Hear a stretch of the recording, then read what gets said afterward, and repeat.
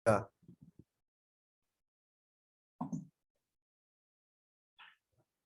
Om Swastiastu. Assalamualaikum warahmatullahi wabarakatuh. Salam, salam sejahtera bagi kita semua. Namo Buddhaya, salam kebajikan. Saya selaku moderator dari kelompok 3 akan memperkenalkan diri terlebih dahulu. Perkenalkan, nama saya Siti Ngurah Dana Mertajaya dengan NIM 202162122002 dan teman saya Agung Firmansyah dengan NIM 202162122025 dan ada Naufal Gilang Ramadan dengan NIM 202062122029. Selanjutnya ada Kadek Lina Andayani dengan NIM 202162122014. Dan yang terakhir ada Iwayan Sudita Purnawan dengan NIM 202162122001. Nah, lanjut. Kami akan menjelaskan materi tentang pengukuran E pada pas dan pencahayaan buatan. Nah, dari kedua bab ini terdapat 7 subbab di bab 1 dan 3 subbab di bab 2. Nah, lanjut. Yang pertama ada definisi pencahayaan alami. Pencahayaan alami. Apa itu pencahayaan alami? Pencahayaan alami, daylighting adalah penggunaan cahaya bersumber dari alam sebagai penerangan berasal dari matahari. Dan terdapat juga sumber lain namun dengan intensitas cahaya yang lemah, berasal dari kunang-kunang dan pantulan cahaya matahari melalui bulan. Dan selanjutnya ada pencahayaan muatan, artificial lighting. Ini merupakan kebalikan dari pencahayaan alami, di mana sumber cahaya dibuat oleh manusia yang merupakan sistem cahaya. Energinya bersumber dari listrik, gas, dan minyak bumi. Contohnya seperti pencahayaan yang dihasilkan oleh lampu. Next. Nah, selanjutnya di bab 1 bagian 2 itu ada pencahayaan alami dan pencahayaan buatan. Pencahayaan alami berasal dari matahari yang selalu tersedia di alam dan cahaya langit hasil dari pemantulan cahaya matahari. Intensitas cahaya matahari ini dibilang stabil, sedangkan intensitas cahaya langit itu dipengaruhi oleh waktu, pergantian siang dan malam, dan cuaca, jenis cuaca, distribusi awan, serta curah hujan. Karena intensitas cahaya langit ini fluktuatif, besar kuat penerangannya yang terukur di suatu titik pun tidak stabil. Nah, selanjutnya ada pencahayaan buatan, yaitu berasal dari sistem cahaya berenergi terbatas di alam, misalnya energi listrik, serta energi dari proses minyak bumi dan gas. Intensitas cahaya dan kuat penerangan cahaya buatan stabil tanpa dipengaruhi perubahan waktu dan cuaca. Besarnya pun dapat diatur sesuai kebutuhan. Nah, selanjutnya ada tabel perbandingan pencahayaan alami dan pencahayaan buatan sebagai tersebut. Next. Kualitas warna, appearance. Cahaya matahari sangat baik karena memiliki spektrum cahaya lengkap. Objek yang dikenai cahaya alami akan terlihat memiliki RA 100% sesuai warna aslinya. Nah, selanjutnya ada kualitas warna cahaya buatan. Terbagi atas 3 jenis warna putih, yaitu kekuningan, netral, dan kebiruan. Karena spektrum cahaya terbatas, kulit diperoleh warna objek agar sesuai aslinya, seperti saat dikenai cahaya merah. Walaupun RA-nya sebesar 100%, indeks 1 ditelan warna objek yang terlihat paling mendekati warna aslinya. Terdapat 4 skala coloring unique index. Kondisi tertentu, cahaya matahari dan cahaya langit menimbulkan efek silau karena memiliki luminasi cukup tinggi. Untuk itu perlu diantisipasi dengan teknik tertentu agar dapat diperoleh kenyamanan visual. Cahaya buatan pun dapat menimbulkan efek silau jika terjadi kontras berlebih antara cahaya dengan objek yang dikenai cahaya atau antara objek itu sendiri. Nah, untuk itu harus direncanakan dengan baik agar luminasi dapat dikontrol. Nah, selanjutnya ada rentan cahaya matahari spektrum. Untuk cahaya tampak memiliki panjang gelombang elektromagnetik kurang lebih 360 sampai 770 nanometer. Jika warna putih diurai, akan terdiri atas beberapa warna dengan panjang gelombang yang berbeda. Panjang gelombang lambda dari spektrum yang terlihat yaitu sebagai tersebut. Nah, next. Dan untuk materi selanjutnya akan dijelaskan oleh teman saya, Agung Firmansyah. Waktu dan tempat dipersilakan. Baik, perkenalkan nama saya Agung Firmansyah, NIM 202162122025. Di sini saya akan menjelaskan bab 1 bagian 3, unsur cahaya matahari. Cahaya matahari dipantulkan oleh partikel dan awan di atmosfer menjadi cahaya di langit. Cahaya matahari maupun cahaya langit kemudian dibiaskan oleh benda-benda di luar dan di dalam ruang. Berdasarkan arah dan pantulannya, sinar matahari dapat diuraikan menjadi unsur-unsur seperti gambar berikut. Yang pertama ada garis pertama menunjukkan cahaya yang berasal langsung dari matahari. Garis kedua menunjukkan cahaya yang berasal dari cahaya langit yang memantul melalui objek lain. Yang ketiga, garis sinar matahari refleksi luar, yaitu hasil pemantulan cahaya dari objek-objek di luar ruang. Garis keempat adalah sinar matahari refleksi dalam, sinar matahari yang mengarah dipantulkan oleh objek-objek yang berada di dalam ruangan. Kuat penerangan yang terukur di dalam ruang adalah gabungan cahaya langit serta unsur cahaya refleksi luar dan dalam. Next. Bab 1 bagian 4, pengukuran E dengan luxmeter. Luxmeter adalah alat ukur kuat penerangan dalam suatu ruang. Satuan ukur luxmeter adalah lux. Luxmeter juga disebut digital light meter. Alat ini dilengkapi sensor cahaya yang sangat peka terhadap perubahan jumlah cahaya yang akan diterima. Di kiri bawah adalah gambar dari alat itu sendiri. Kemudian, untuk mengukur kuat penerangan pada pencahayaan siang hari atau pas, perlu diketahui faktor-faktor yang menentukan besar kuat penerangan yang terukur di suatu titik ukur. Berikut penentu besar kuat penerangan yang diukur. Yang pertama, hubungan geometris antara titik ukur dan lubang cahaya. Terdapat sistem pencarian lubang cahaya efektif atau LCE dan titik ukur ke arah lubang cahaya. Yang kedua, ukuran dan posisi lubang cahaya. Dimensi dan posisi lubang cahaya akan menentukan besar kuat penerangan yang terukur di titik ukur. Yang ketiga, distribusi terang langit. Kondisi langit terkait distribusi awan dan cuaca akan menentukan besar kuat penerangan yang terukur di titik ukur. Yang keempat, bagian langit yang dapat diukur dari titik ukur. Biasanya terdapat penghalang, sehingga tidak semua langit terlihat dari titik ukur, artinya tidak semua cahaya langit diterima oleh titik ukur tersebut. Yang kelima, tingkat transparansi lubang cahaya. Makin transparan lubang cahaya, maka makin besar kuat penerangan yang terukur di titik ukur. Next. Terdapat istilah pada pas, antara lain yang pertama bidang kerja. Bidang kerja adalah bidang imajiner setinggi 75 cm pada ruangan yang terdapat titik ukur kuat penerangan. Yang kedua, titik ukur. Titik ukur adalah titik tertentu pada bidang kerja di dalam ruangan yang kuat penerangannya dipilih sebagai indikator pemenuhan syarat kuat penerangan ruangan sesuai aktivitas dan fungsi ruang. Yang ketiga, bidang lubang cahaya atau BLC. BLC adalah bidang vertikal sebelah dalam lubang cahaya dalam kondisi ideal tanpa kaca. Yang keempat, bidang lubang cahaya efektif atau BLCE titik ukur. BLCE adalah bagian dari bidang lubang cahaya di mana dari titik ukur tersebut pengamat dapat melihat langit. Yang kelima, terang langit. Terang langit adalah sumber cahaya yang diambil sebagai dasar penentuan pas dengan keadaan langit ditetapkan terang merata atau uniform luminance distribution. Kemudian terdapat dua titik ukur pada suatu bidang kerja seperti yang terlihat pada gambar. Yang pertama, titik ukur utama atau TUU. Titik ukur tepat berada di tengah antara dua dinding yang mengapit BLCE dengan jarak sepertiga D dari BLCE tersebut. Tinggi titik ukur 75 cm tepat di bidang kerja. Yang kedua, titik ukur samping atau TUS. Titik ukur dengan posisi masing-masing berjarak 50 cm dari permukaan dalam dinding ruang. TUS 1 di kiri dan TUS 2 di kanan. Dengan jarak sepertiga dari BLCE. Tinggi titik ukur 75 cm tepat di bidang kerja. Next.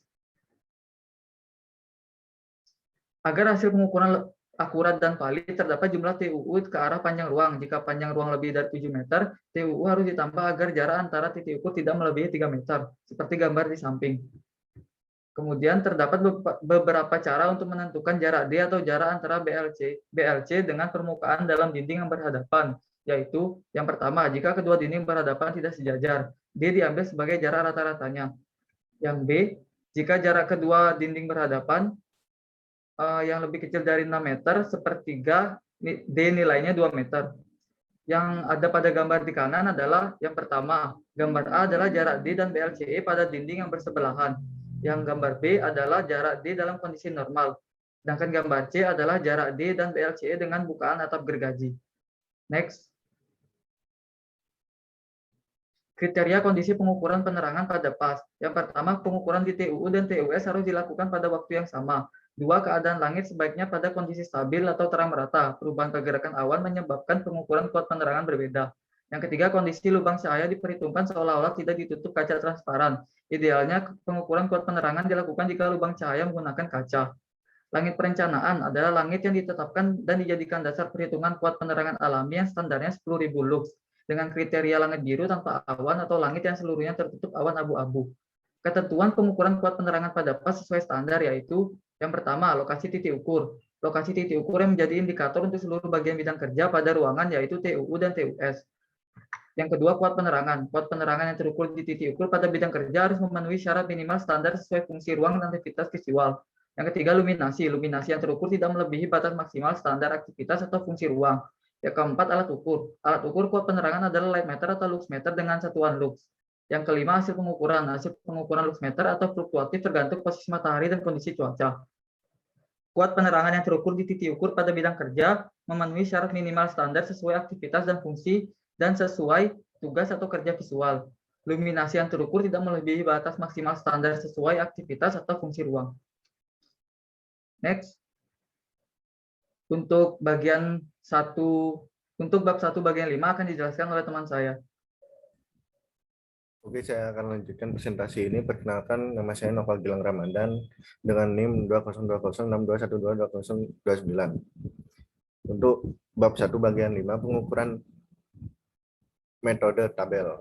Pada PAS terdapat 3 komponen faktor penerangan atau dengan VP yang menentukan hasil pengukuran kuat penerangan, yaitu sebagai berikut: faktor langit FL yang cahayanya langsung dari cahaya langit. Yang kedua, faktor refleksi luar atau FRL, cahayanya dari pantulan benda di luar ruangan. Yang ketiga, faktor refleksi dalam FRD atau FRD yang cahayanya berasal dari permukaan benda di dalam ruangan.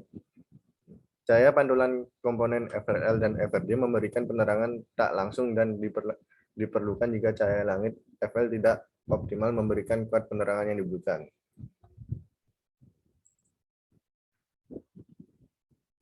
Maka penerapan standar kuat penerangan pada bagian yaitu: pertama, tentukan kualitas penerangan dan klasifikasi derajat bangunan. Yang kedua, tentukan jenis ruangan. Yang ketiga, ukuran jarak dengan ruangan. Yang keempat, hitung nyali Flemin dalam persen berdasarkan tabel nilai faktor langit yang tepat. Yang kelima, hitungan besar kuat penerangan di mana Flemin sama dengan Flemin kali 10.000 lux. Kualitas penerangan memiliki beberapa tingkatan yang disesuaikan dengan jenis aktivitas, yaitu sebagai berikut.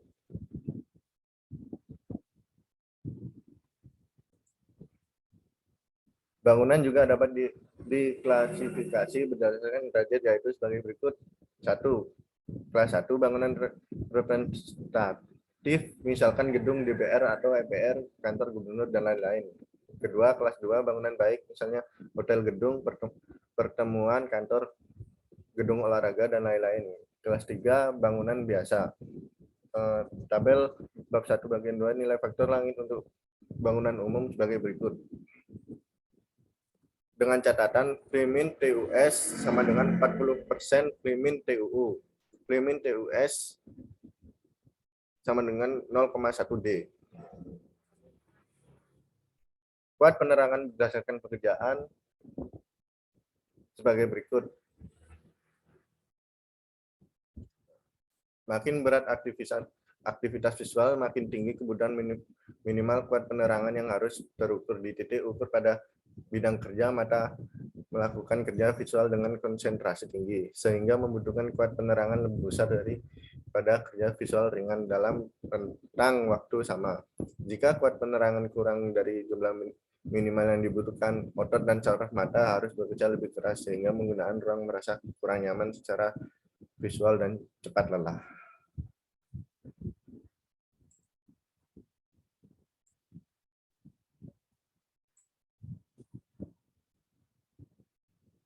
Oke, untuk presentasi selanjutnya akan dilanjutkan oleh teman saya. Baik, terima kasih. Perkenalkan, nama saya Kadelina Andayani dengan NIM 2021-621-22014. Di sini saya akan menjelaskan subbab terakhir pada bab 1, yaitu pengukuran E dengan metode Ecotech. Metode ini menggunakan software Ecotech sebagai alat bantu pengukuran kuat penerangan dalam ruang. Ecotech memiliki beberapa metode untuk mengakomodasi kondisi yang berbeda. Yang pertama, pencahayaan alami. Untuk analisa ini, Ecotech menggunakan metode yang dipakai mulai dari yang sederhana, yakni Average Daylight Factor dan Sky Point Overlay, hingga cukup kompleks, yaitu BRS Split Flux Method. Yang kedua, pencahayaan buatan. Metode point by point tujuannya untuk panduan awal proses desain.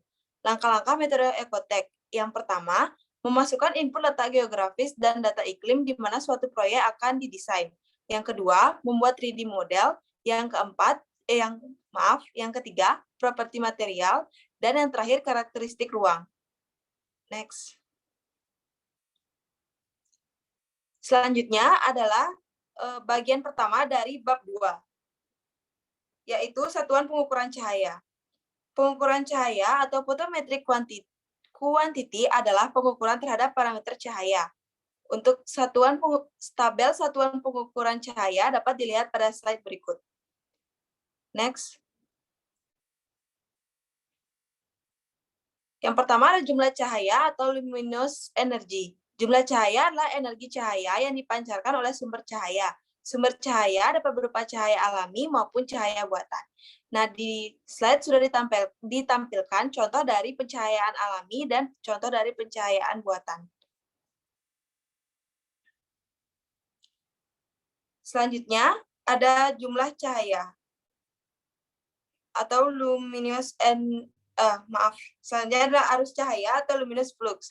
Arus cahaya adalah jumlah cahaya per satuan waktu. Yang ketiga ada intensitas cahaya atau luminous intensity. Intensitas cahaya adalah arus cahaya yang dipancarkan per satuan sudut ruang. Untuk persamaannya dapat dilihat pada slide. Next.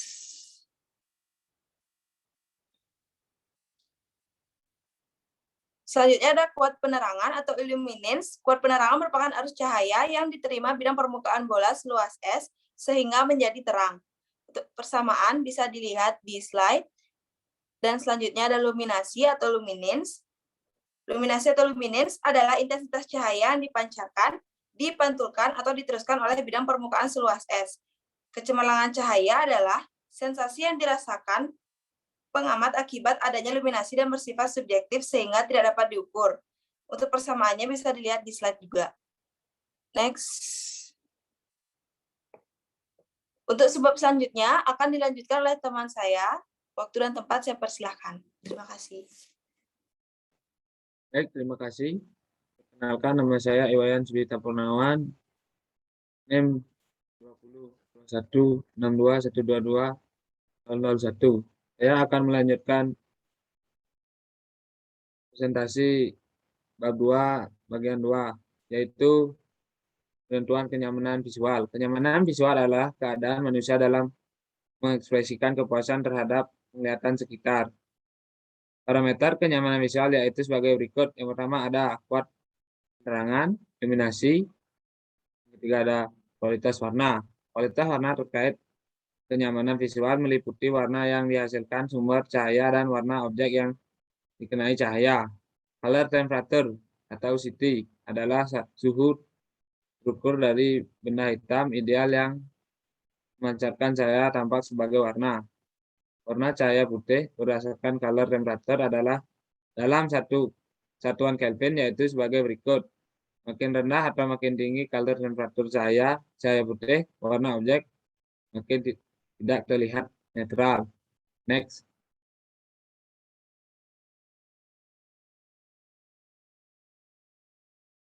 Sumber cahaya buatan memberikan efek color rendering atau RA. Objek yang dikenai cahaya, di mana warna objek yang terlihat tergantung pada kelengkapan spektrum cahaya, color rendering index atau CRI dengan RA dalam satuan 96, yaitu standar color rendering yang dikeluarkan satuan produsen lampu dapat berbeda dengan standar satu negara. Berikut adalah standar CRI yang dikeluarkan oleh Philips. Next.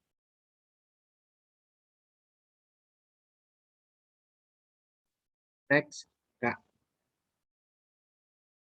Bab 2, bagian 3, standar pencahayaan buatan.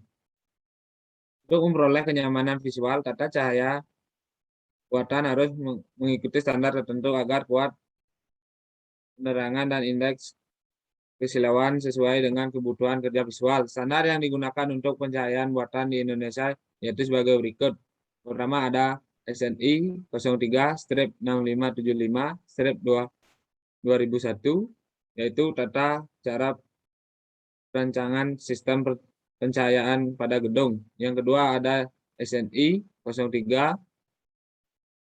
03-6197-2000,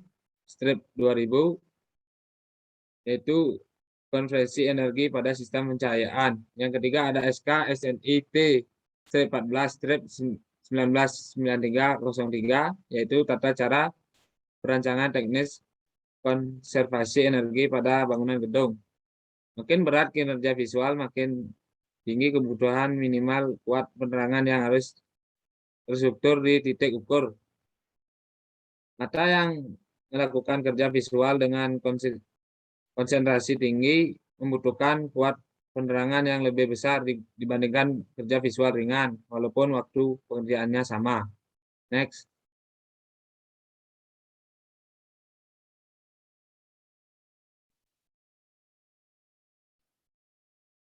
Kuat penerangan minimum yang dibutuhkan yaitu indeks kesilauan adalah besaran yang menunjukkan batas maksimal silau yang masih dapat diterima mata dalam melakukan kerja visual. Makin berat kerja visual, makin rendah indeks kesilauan yang berlaku untuk kerjaan tersebut. Kuat penerangan minimum yang dibutuhkan. Aktivitas yang pertama ada belajar di kantor agar bisa membedakan barang-barang. Kebutuhan kuat penerangan 20 lux. Next.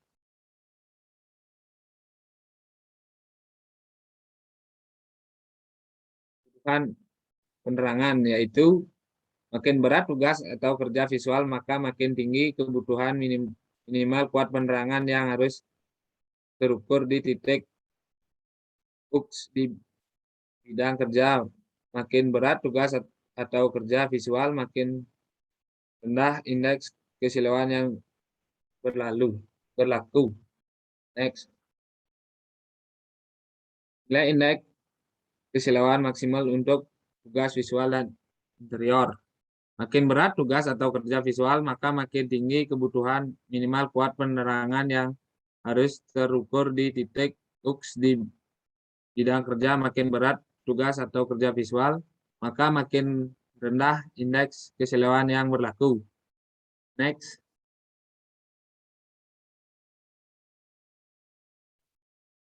Kuat penerangan minimal CRI dan CT yang direkomendasikan. Next. Next.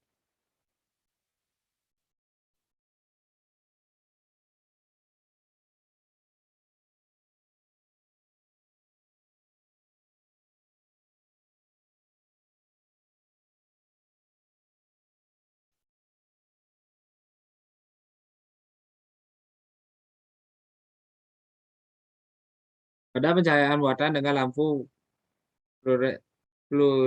fluorescence ada kaitan antara besaran kekuatan penerangan E dan warna cahaya buatan tersebut atau CT. Untuk kenyamanan visual, jika kita kuat penerangan makin rendah dari cahaya lampu. Fluence, color, temperature juga makin rendah. Next.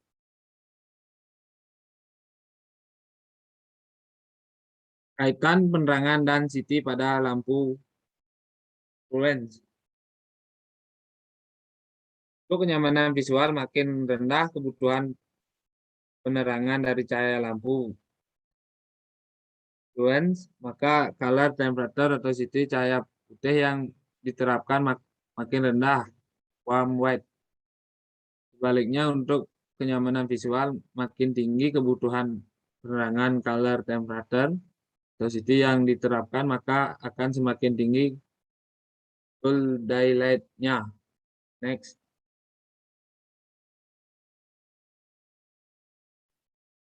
Kait color rendering dan color temperature.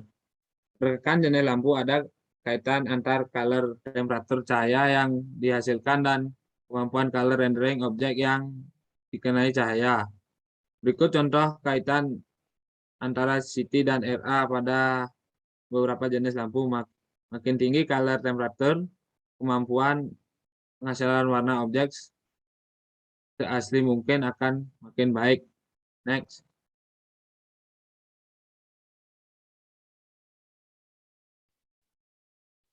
Kaitan color temperature dan color rendering pada beberapa jenis lampu.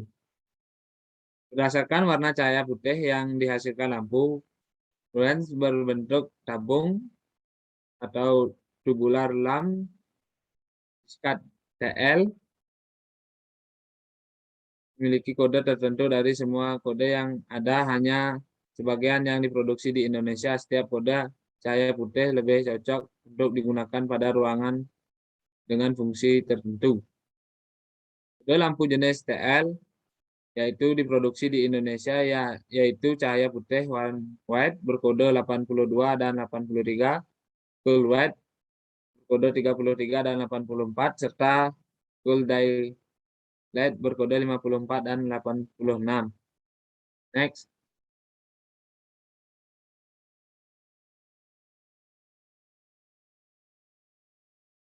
Sekian pemaparan materi dari saya akan kembalikan ke moderator. Terima kasih. Baik, terima kasih. Nah, demikian presentasi dari kelompok kami. Bila ada kesalahan kata dalam penyampaian materi, mohon dimaklumi. Semoga materinya dapat diterima dan dipahami. Terima kasih. Saya selaku moderator dari kelompok 3 akan tutup presentasi ini. Om Santi Santi Om. Wassalamualaikum warahmatullahi wabarakatuh.